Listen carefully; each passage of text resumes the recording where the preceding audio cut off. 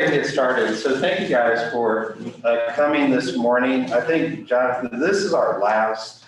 No, we got one one more. Okay, so one more. So this morning, we have Dr. Simone De Lerme. She is from the University of Mississippi, and her focus areas are anthropology, sociology, and urban and. I'm gonna let it sit for 1 minute. So a lot of things that she does. So she's gonna actually talk to us today about kind of the transformation of Memphis, but focusing mostly on Summer Avenue. So Yes. really, Steve to come talk to me. if you are at home watching on Zoom, we are having internet issues this morning, so please bear with us. I'm gonna go upstairs.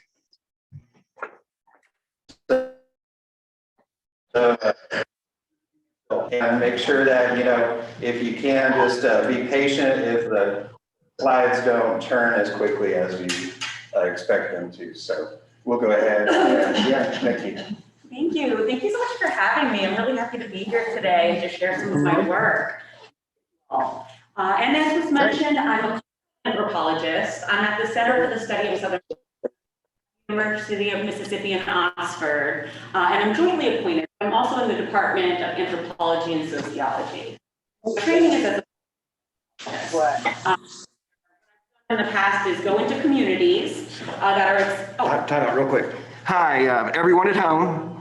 We really need you to mute yourself. Please.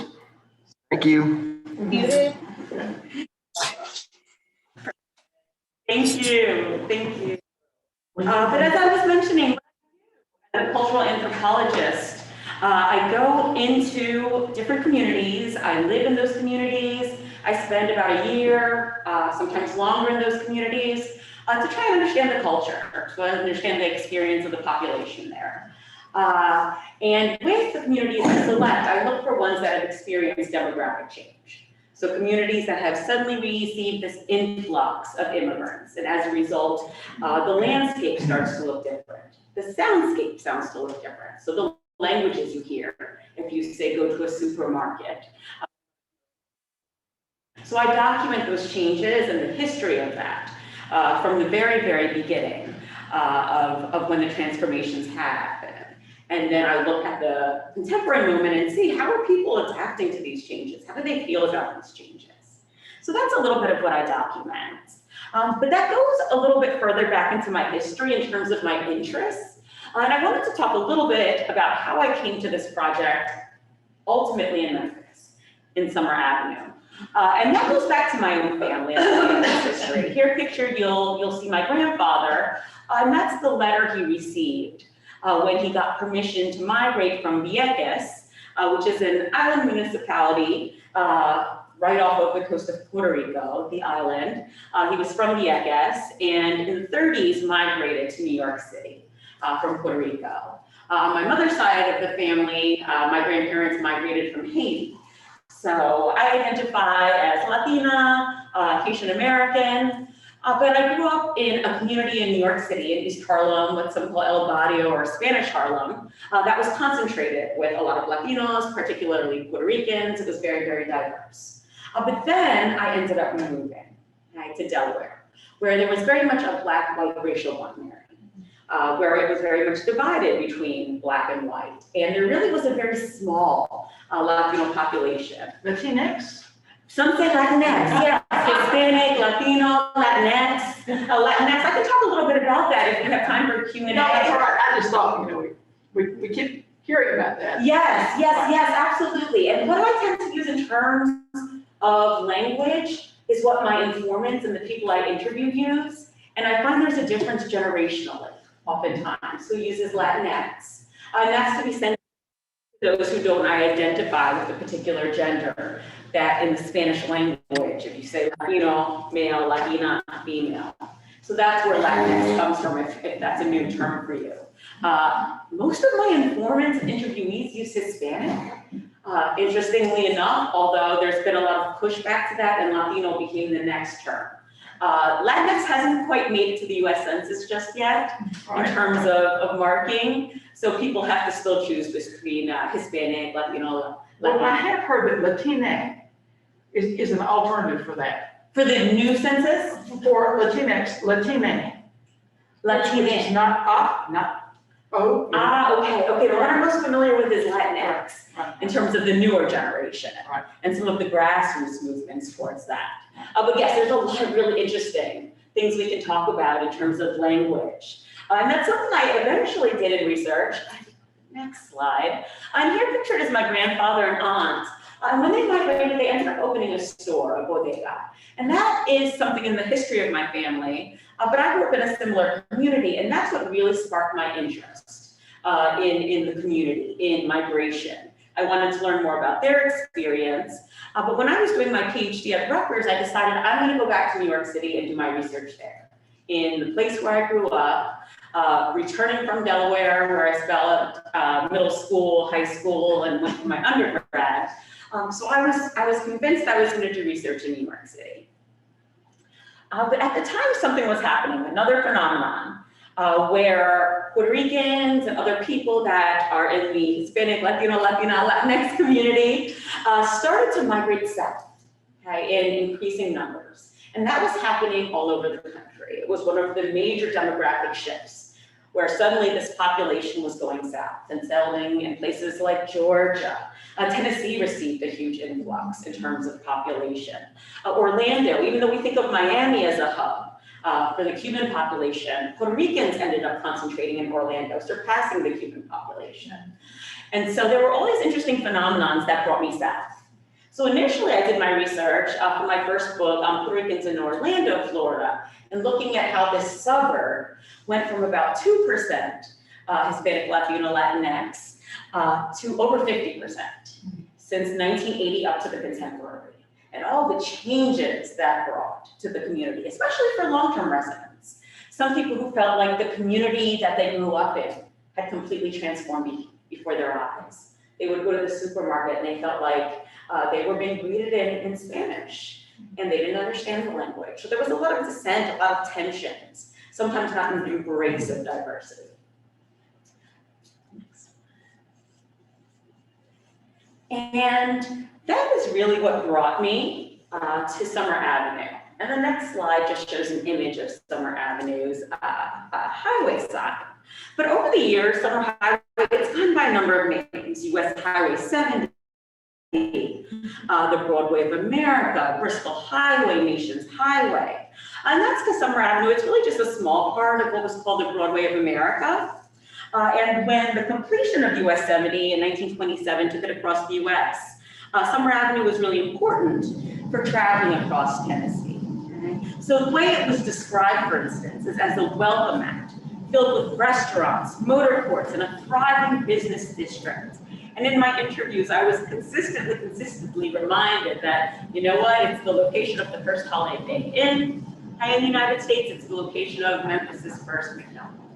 Right, and that was significant, especially in terms of food, in terms of the growth of the automobile industry, which is really what got Summer Avenue moved.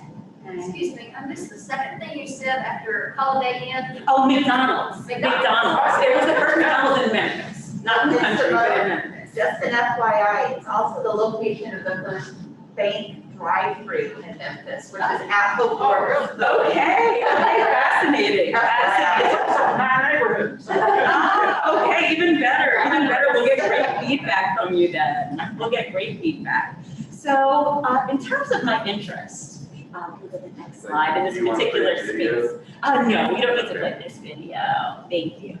So back in 2017, 2018, I partnered up with what's called the Southern Foodways Alliance. And they're an institute at the University of Mississippi that document, celebrate, explore the changing food traditions in the US South. So recognizing that there is a strong history, culture of food, but it's always in transformation. So how can we document that? Through documentary film, through photography, through interviews. So I paired up with them and I started collecting oral history interviews in Oxford, Mississippi, and in Memphis, Tennessee. And in Memphis, we're specifically focused on the Latino, Latinx, Hispanic population. And I was looking for individuals primarily that own businesses, restaurants, taco shops, markets, bakeries within the Memphis community. Next slide.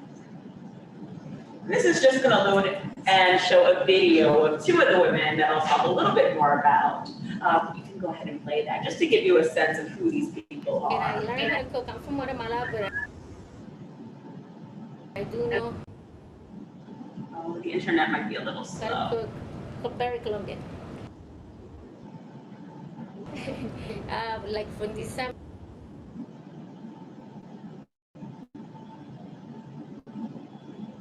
There's a lot more people jumping on. Okay, well, we can keep moving then if we're having a hard time with some of the videos. That's perfectly okay. Okay, and so even just last evening, I was up till about 11 o'clock at night. That's late for me, but we were filming there last night. It's a restaurant, they opened about 19, 20 years ago. So they have withstood the test of time.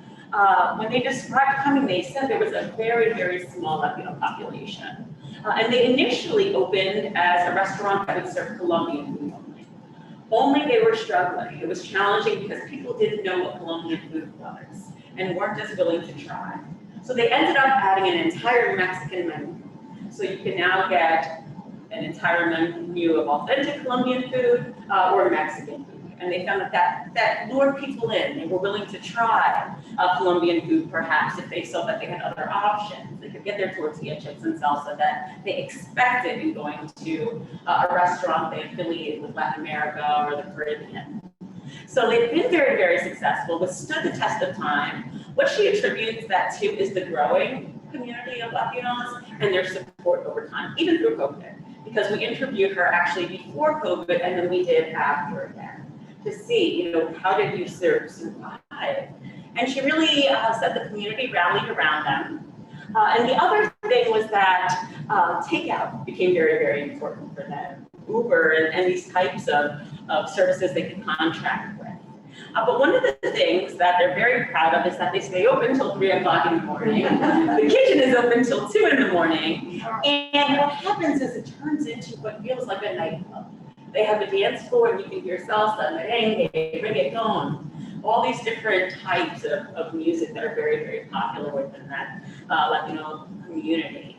So they've created this safe space for the population to go, to listen to music, to eat food, some of which, as you can see that plate there, bandeja mi paja, she called it, and it's one of the very traditional Colombian plates that comes with, as you can see, an assortment of different meats, okay, plantains, rice, beans, an arepita, which is an arepa, but a little small one, a corn cake, okay, is what the flavor would be equivalent to. Another interview that I did, and this was also a business on Summer Avenue, it was called Hyman. It's no longer around. But when I was doing interviews 217, 218, this was one of the individuals that agreed to be interviewed. And there you see Alan pictured at the bottom. And he's from Venezuela. And it was at this restaurant that I started to realize this deep connection between food and culture and identity and having a sense of space and place that you feel at home in when you've migrated away from, say, Venezuela. So I first witnessed this when I went to Hyman. And I wrote in my field notes from that day a few things that I noted. And as you can see, the tables and chairs are very, very close together. So it's very, very easy to eavesdrop on conversations and to hear what other people are saying, and also for communication between tables to start. So people start to introduce themselves. And I realized it was a space where I started to see the same familiar faces from the Venezuelan community. But there was one particular day I recall in my field notes when there were two young women that entered. They were driving, I assume maybe high school age, maybe college age, and they sat at a table together. And I overheard their conversation with Alan, and I really, really was struck by it. Okay? The first thing they ordered was something called pequeñas, and they were physically devastated by their expression when Alan told them there were none left. They taste like a pastry with cheese filled inside, baked, they're delicious, and they were very disappointed that they were not available. But they quickly changed their expression when they asked for arepas, which are like a form cake. They're filled with different meats, cheeses, avocado. You'll put a salsa on top of it, that's a Venezuelan salsa.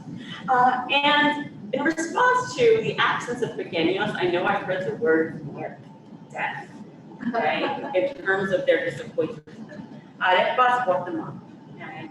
And then I saw this drink come out to them. It looked like a white milky drink. I learned later it's called a chicha. It was something I was not familiar with. However, I was told it to be similar to an horchata, if you've ever tasted that, that they also sometimes offer in Mexican restaurants, even in this community, in this area. So they were very disappointed. But when the chicha came, I heard one of them say, "Este es vida," after taking a sip. This is life. Again, their expression changed. Okay?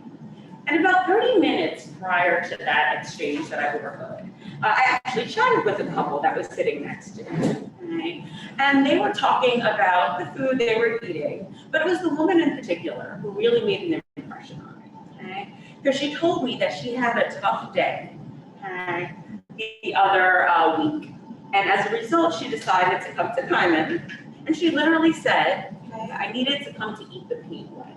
I needed to eat the pain away. I didn't want to pry and ask her what was wrong. I didn't know her. Personally, it was just a conversation we struck up.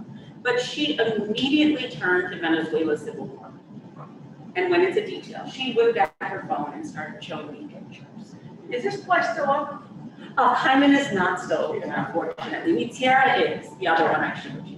Yes, unfortunately, they didn't withstand the test of time. And they actually closed before the pandemic, so it wasn't necessarily the pandemic that was the challenge.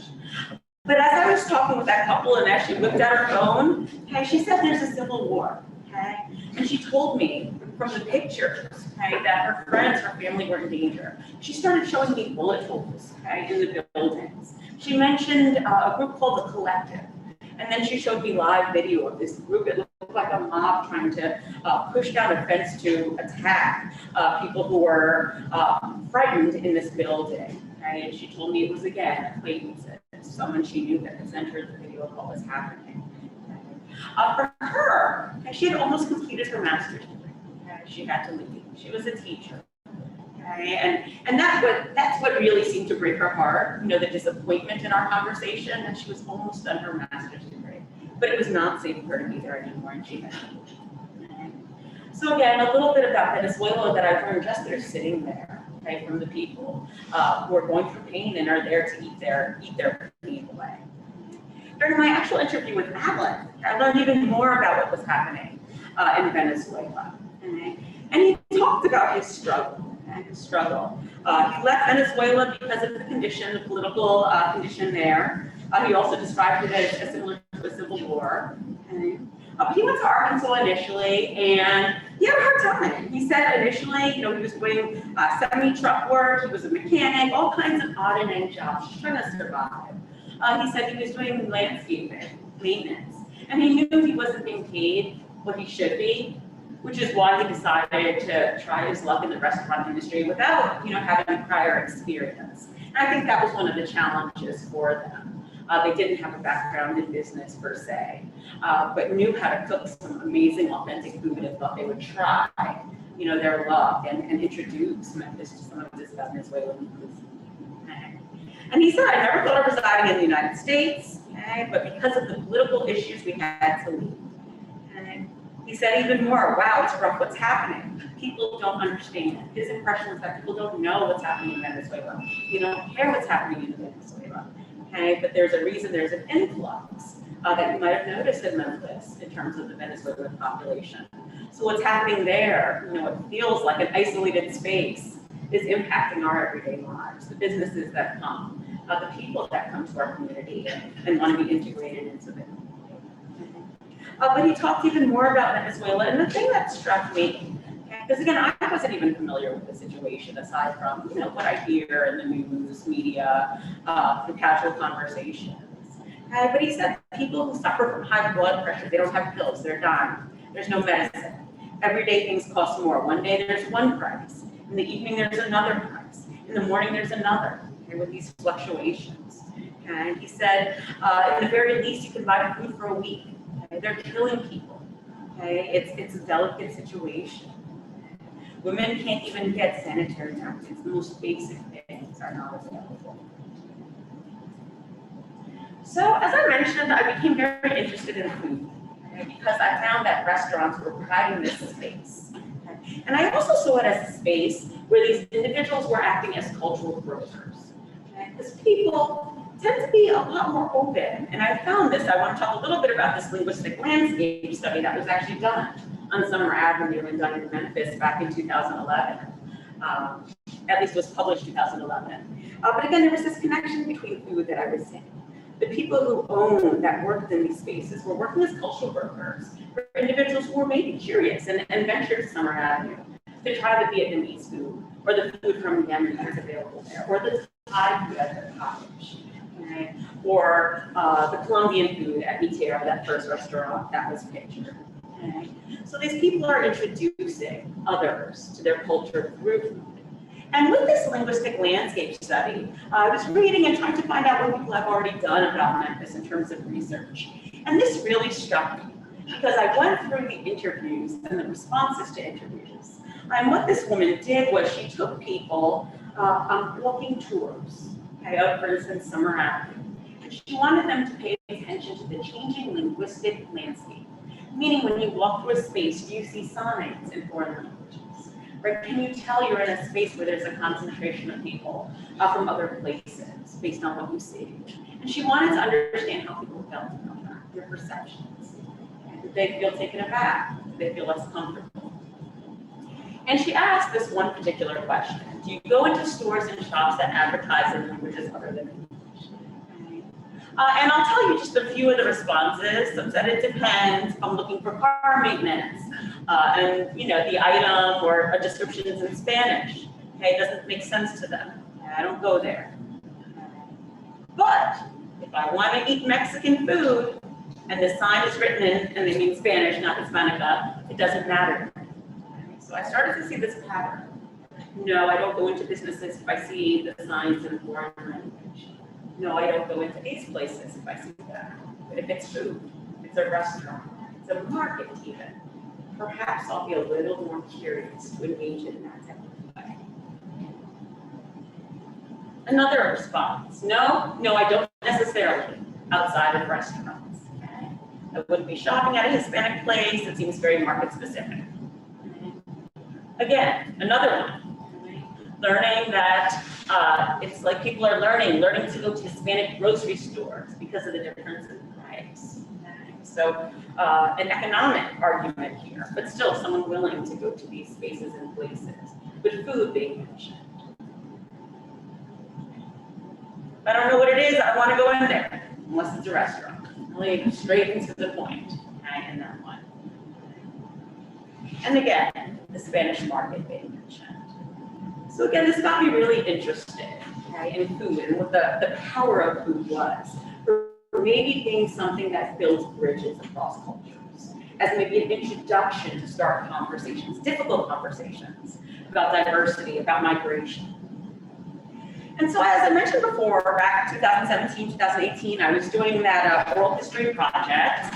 Finished with that, it's published online and available to the public.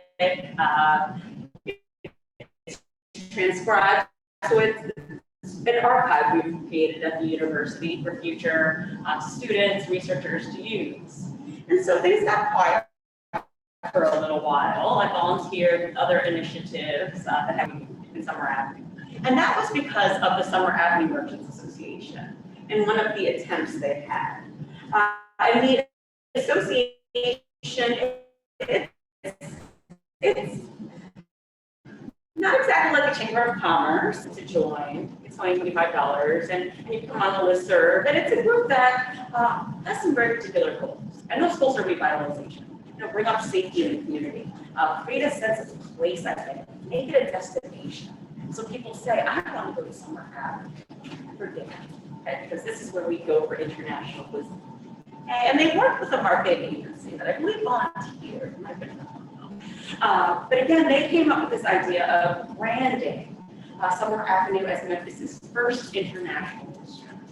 Why? Because there was this concentration of restaurants in particular, okay, in that area that, again, offered food from all over the world. It wasn't even just Latino concentrated. And in my research previously, that's where I focused. So So I realized I need to expand, okay, my interest in what I'm willing to document. Because I've met people from Morocco, from Yemen, from Thailand, from Vietnam, and I realized that, this really is an international space. Individuals from Palestine. Okay? Even though the community around is certainly concentrated with Hispanic, Latino, Latinx folks, okay? In terms of the commercial spaces, there was a diversity. Okay? But there was pushback. Of course, when I first heard about the idea, and I have interviewed Megan Medford, who's the president of the association, she's been very supportive of my research and has sent out the project on the listserv to help me get interviewees and whatnot. But she called me one day, and she was concerned because people were angry about the Chinese flag. It was the flag that represented the country. It was the flag that the UN uses. I double checked for her that.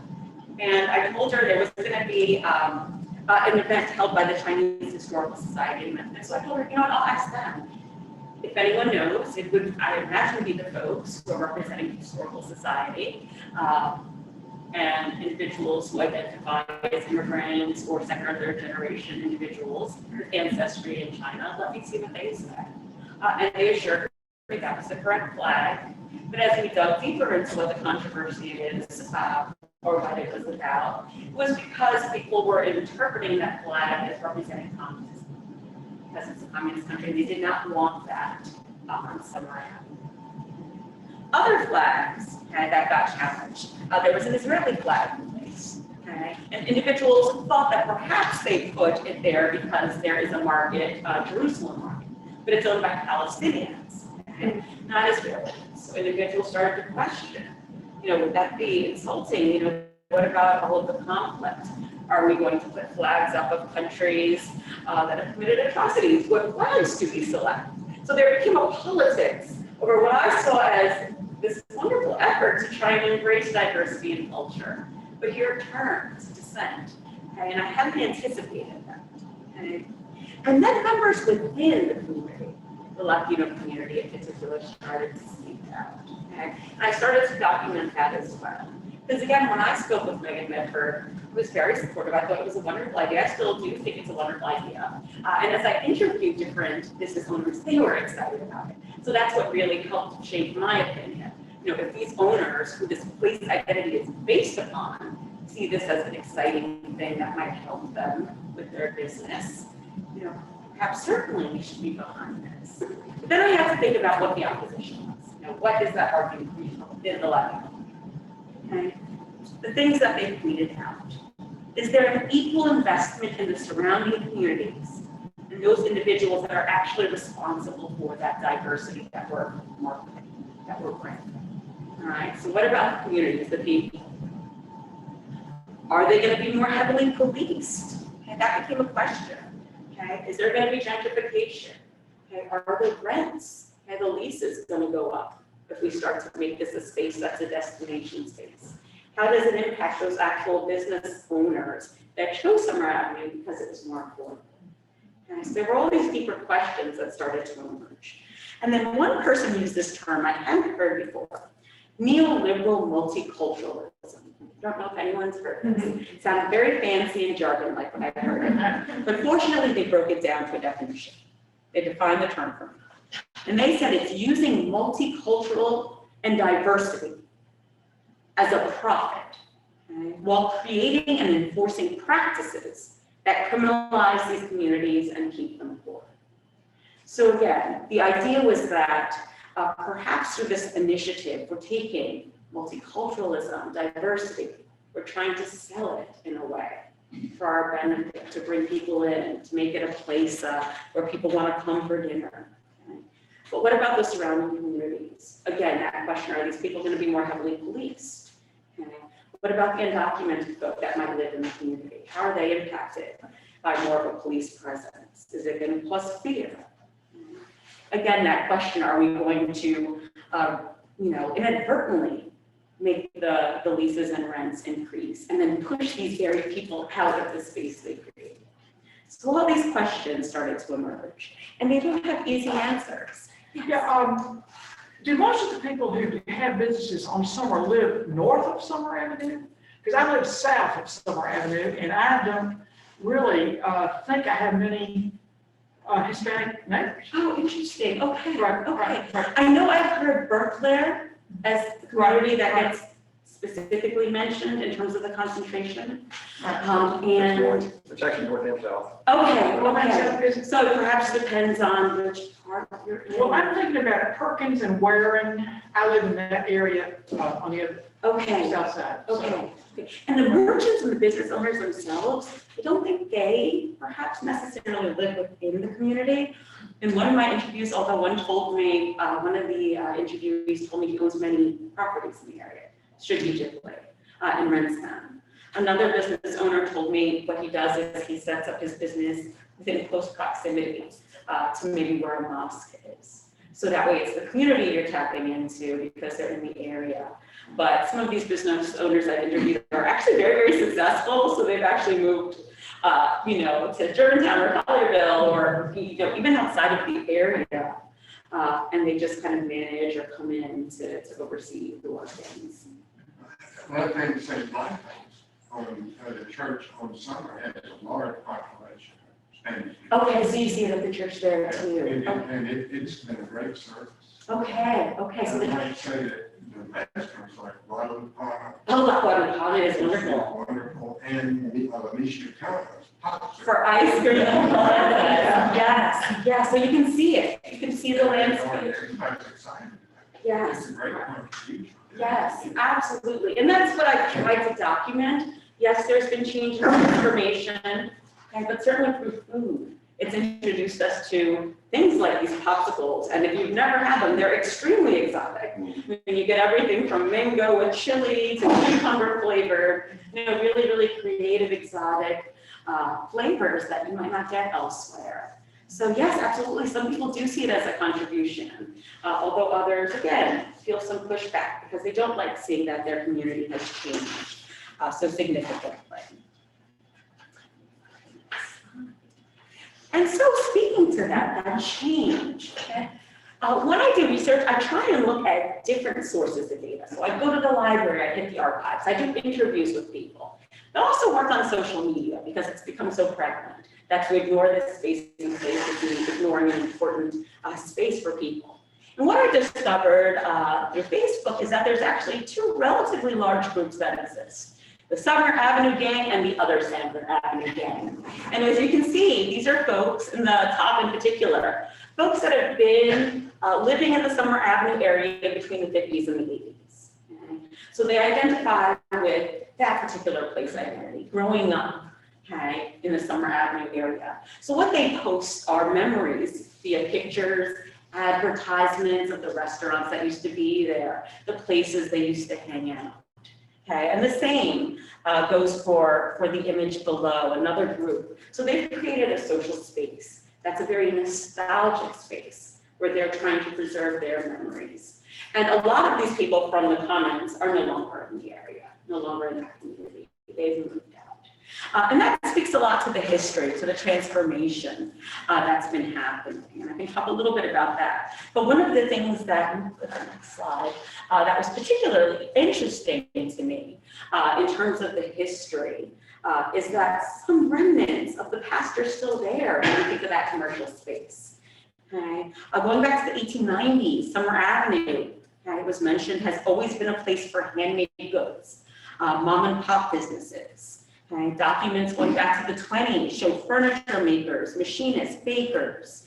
Okay? And again, some of those same types of businesses, that diversity of businesses can still be found in Summer Avenue today. I don't know if this is going to work. It's a video, but we can try.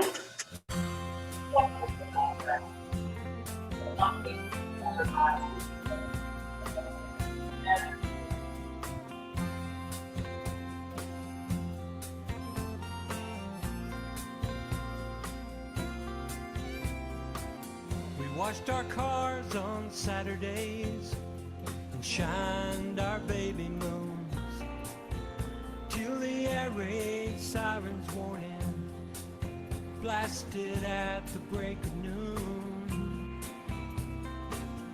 Johnny waxed his Galaxy and I had a blue Malibu, and we'd drive out drive-in on Summer Avenue.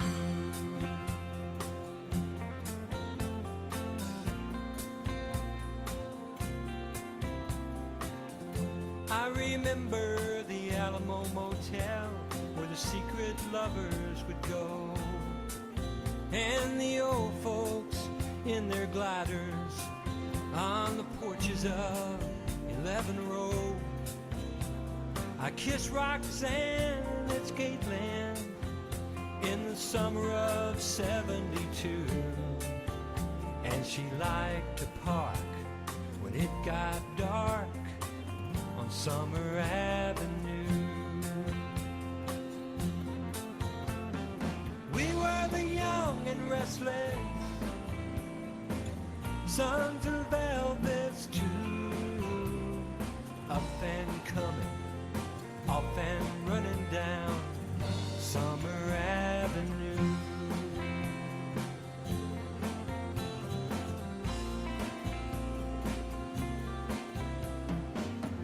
GK was on the radio, WHBQ. We bought the latest 45s over at Pop Tunes. There was Sid Selvage and Tony Joe White and Keith Sykes, to name but a few. They were the poets and the prophets of Summer Avenue.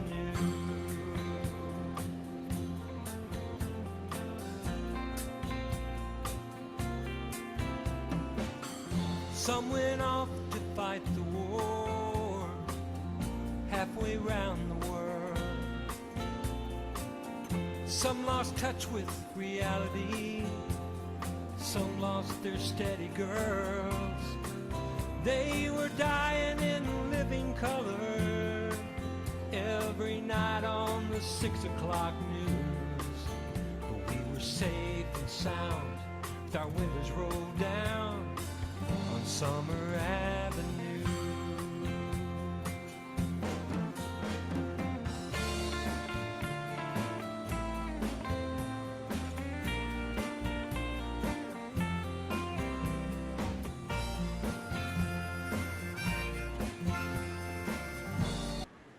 Okay, and again, that was just to give you a sense of some of the nostalgia, the compilation that individuals, put together based on memory. I'm old enough to remember. Okay, fantastic, even better. We're on a tour of the Hart's Bakery, and we got some bread on our way out. I don't know how old I was, a teenager maybe. Okay, and that bakery has come up because of the scent. People have actual very vivid, So good, the whole neighborhood smells. vivid memories. People have described in interviews of that very bakery. But again, there's different places that come up and get repeated. But the 30s, for instance, was deemed as a golden era, okay, for the booming motor car industry. As the automobile industry increased, that's where Summer Avenue, again, had a lot of growth. Okay. 40s to the 50s, it's lined with drive-in restaurants, motorsports, gas stations, shopping facilities. Here you can see, again, this is from the 50s, and here you can see the Summer Center. Okay. These expensive shopping centers and stores that are come down to where they had Santa Claus. That was part of this grand opening. Now there's reports of a decline on Summer Avenue that came up in my interviews. Okay. In one report, individuals said that Interstate 40 eventually came through the city, gave a quicker alternative to Nashville, and that took a role in taking the city's attention from Summer. Others mentioned the 60s and 70s, and they associated the integration of schools and white flight and racial unrest with an immigration to the suburbs, which impacted the population density, but also created the opportunities for those from the international community to then move in to those spaces and places. So that's partly where that transformation becomes enabled, although it didn't happen until later. Okay? And then I have other reports that talk about the decline in the 70s, and they attribute that to less desirable businesses. So they talk about title loan services, the infamous Admiral Bibo, I'm not sure how you pronounce that but they mentioned a lot of the different hotels. Bibo. Bibo, okay, that, again, they associated with a decline in the area. Okay, but still, as I was going back to Memphis Magazine and just trying to get a sense of, what was on Summer Avenue. Okay, again, I found this eclectic space where you can go to eat, where you could go for entertainment. Okay, you could also, look at furniture or supplies like appliances. Here's the 80s. Again, you can see Steinmart advertisements. Okay, again, spaces and places that were on Summer Avenue at that time.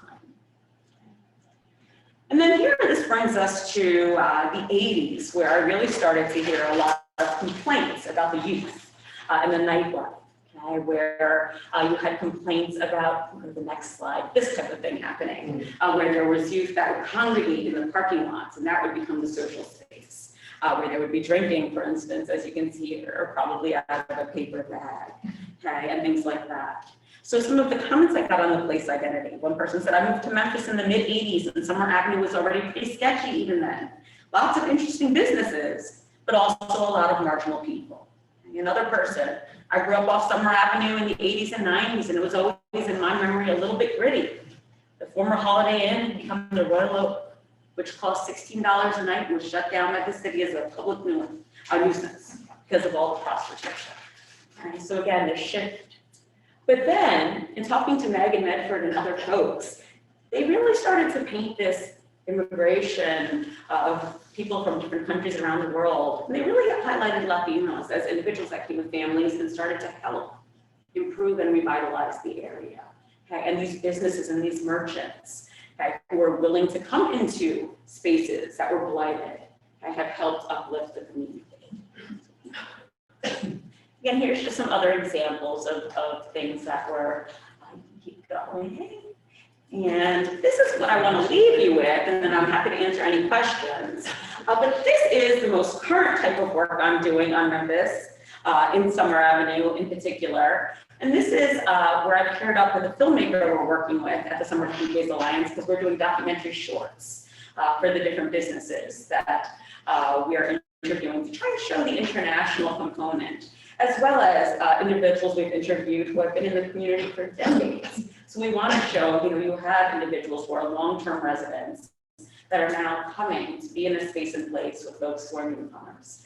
So you saw that one compilation, right? Someone's memory of Summer Avenue. And this is the most recent. This was done by Zaire Love, who works with me at the university. This was what she saw, okay, in the contemporary and how she chose to represent. It's only about 2 minutes, Summer Avenue. Strikingly different.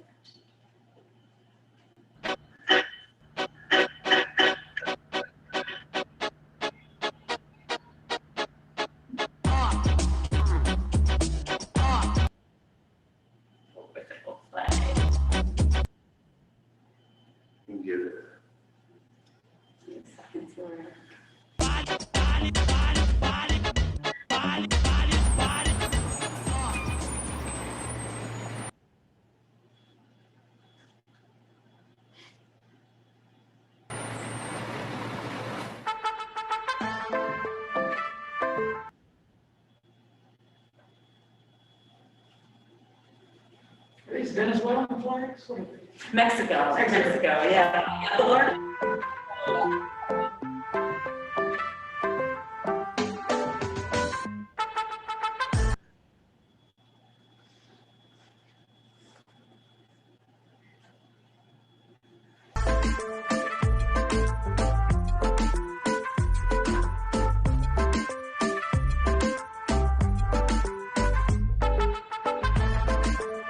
Oh, those are great.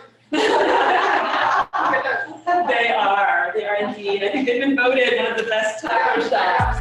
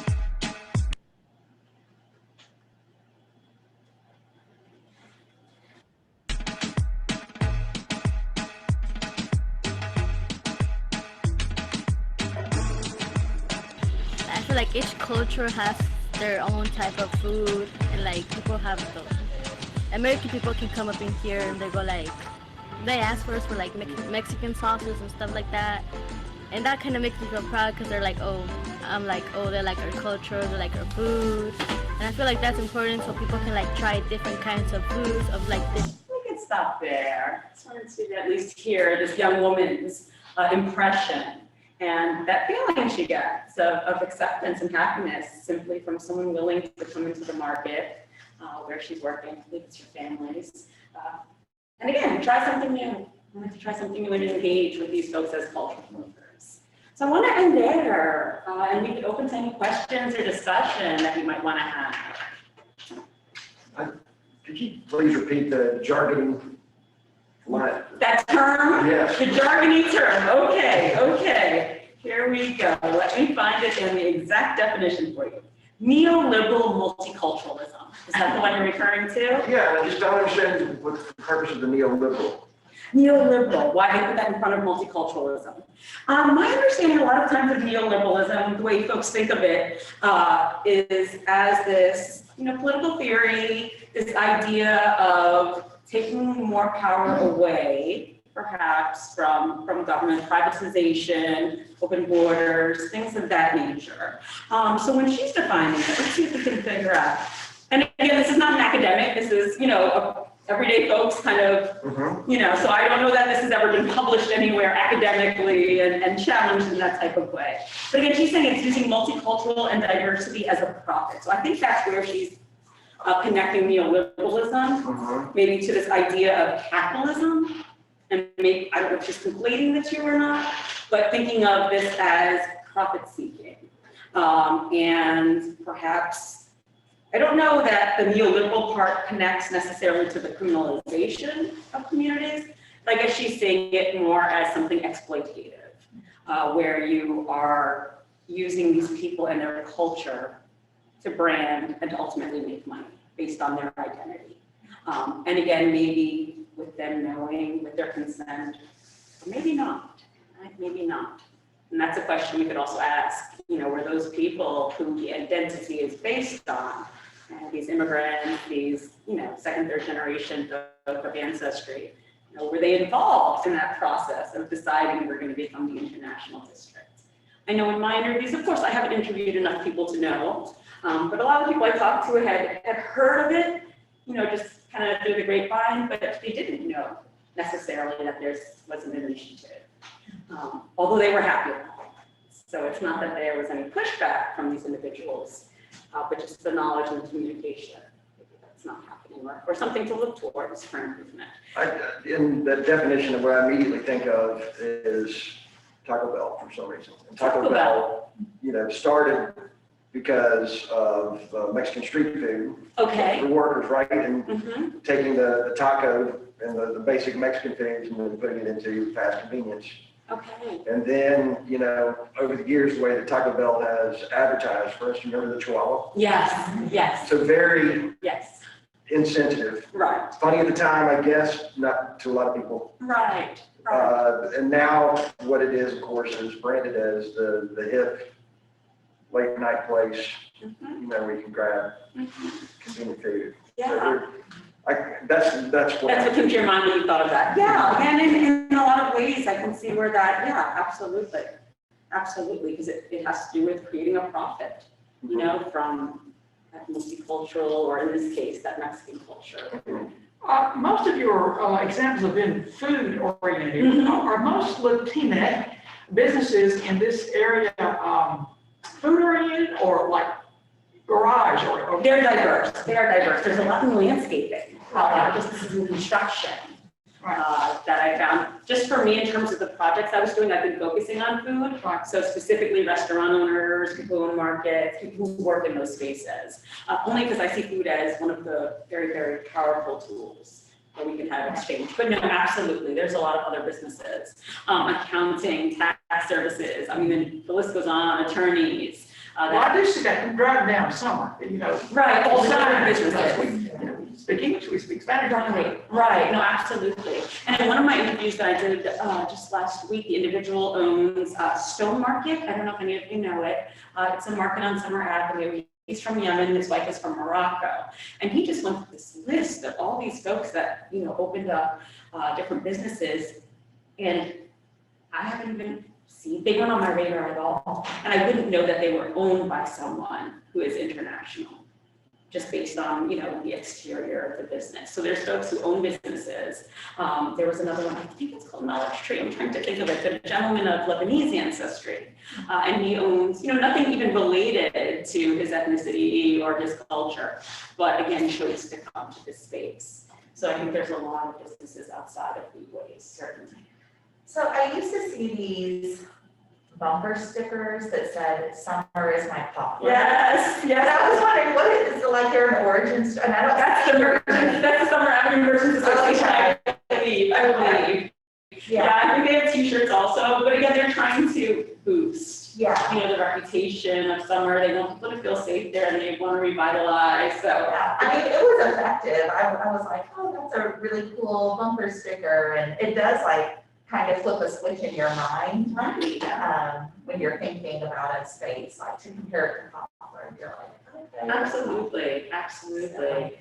And I think that's what they really emphasize, there is so much here on this strip, and diversity of businesses that can be tapped into. And they recently, it's just been in the news, but there's a big grant that they received, I think it's at the Department of Transportation, or with Tennessee, where they're doing this entire analysis and revitalization plan. So there's going to be more coming out about that, but it's on people's radar, at least on the government level, where they see this as a space for growth, where they want sidewalks, for instance, so it's safer for traveling. It talks also about getting lighting, different lampposts, because it's very dark at night, and of course that's going to impact how businesses feel, those merchants in terms of their safety, and people who are going to be patrons. So there's a lot of improvements coming as well, which is exciting. Is there any sense of the sort of makeup of the whole district in terms of parts of the world, percentage Hispanic, Asian?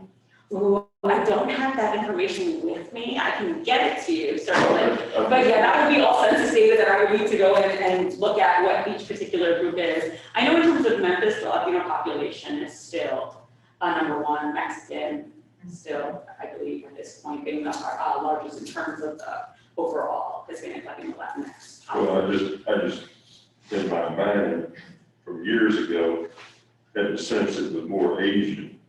There's a large Vietnamese population. Formosa was a great restaurant that's now sort of outside of Memphis and not so good anymore, but and there wasn't that much Hispanic.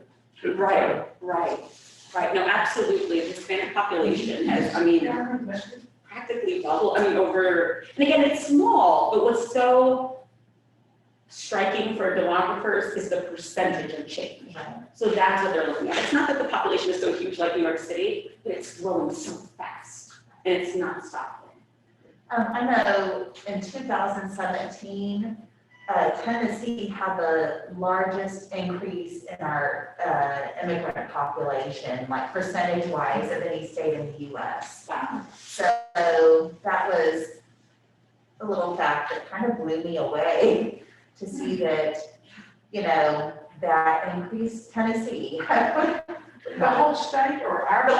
The whole state, but then Memphis got a large part. It was concentrated largely in Nashville and Memphis and Chattanooga, I believe, at that time. So, yeah. We're eagerly waiting for all that new census data, but I know from previous census data, what was so striking is that the majority of states that experienced the highest percent change, majority were in the South. They really were. So that's where the growth is happening. People are leaving, the gateway cities, Miami, New York City, Chicago. They're realizing the quality of life is better, the cost of living is better, there's more opportunities. So folks are increasingly coming south. That's why it's certainly important for us to understand as communities change, why they're changing. Then when you mentioned Mi Tierra at the beginning. Yes. And how they wanted to be Colombian food, but they had to, be flexible. Yes.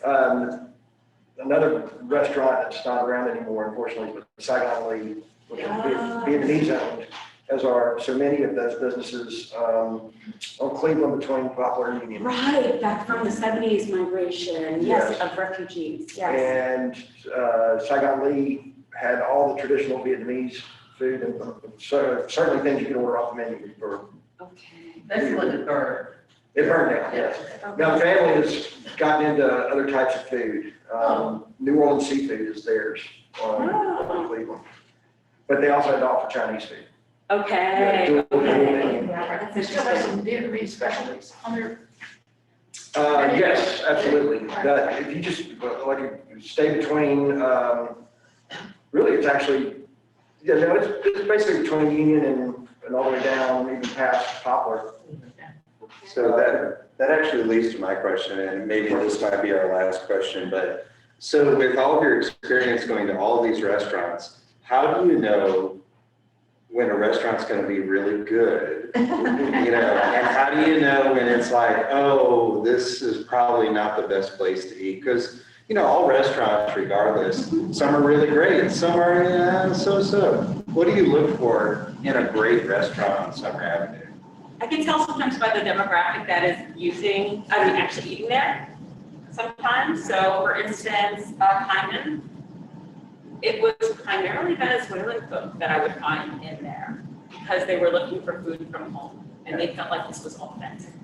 So I like foods, that's what I look for. I don't like fusion as much. Like I want what you eat when you're back home and how you cook it the way it is back home. Because a lot of these restaurants have done fusion because they've had to adapt to different tastes to be successful.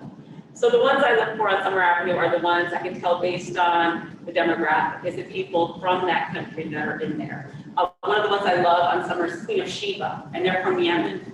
And if you go in there, you know, and I've had folks tell me they feel intimidated because they have a space where people can pray. You know, Muslims pray different times of the day, and you'll see people there in front of you. It's that time, facing the direction they need to. They have curtains where if it's women who wear a burqa or hijab, they can, you know, close the curtain and be comfortable. So they really adapted it for the population they're serving. And the food represents the authenticity. Where for me, I mean, it's none of it is familiar, you know, but I have to ask, you know, what is your traditional dish, you know, from Yemen? So I can try that and tell others. But they're hummus, the pita bread, I mean, amazing. What is it called? Queen of Sheba. Queen of Sheba. Queen of It's by Sheba. Charlie's Meat Market. Right next to it. Yeah. Yeah, and it's amazing Mediterranean, Middle Eastern food. That's a fascinating little corner of the world because Charlie's Big Market is so good a boy. And their neighbors are not. Yeah, and their neighbors to the right is Jerusalem Market, and they're Palestinian. And they just have here in the back too. Halal, right? Sing it. It's halal. Yes, they have a butcher shop in there and everything. So for me, I tend to look at the demographic, and I look for places that don't have fusion, if you want authentic. But it depends. Some people prefer fusion, where they'll take the spice level down a little bit, or, you know, maybe have tacos with, you know, barbecue in it. Well, we're going to stop there. It's 10:40. So of course, if anyone wants to continue chatting, feel free to. So we just want to make sure we end on time. Thank you so much for coming. Obviously, they all like food, so we're. Oh, yeah. I should have put food in the title. Thank you.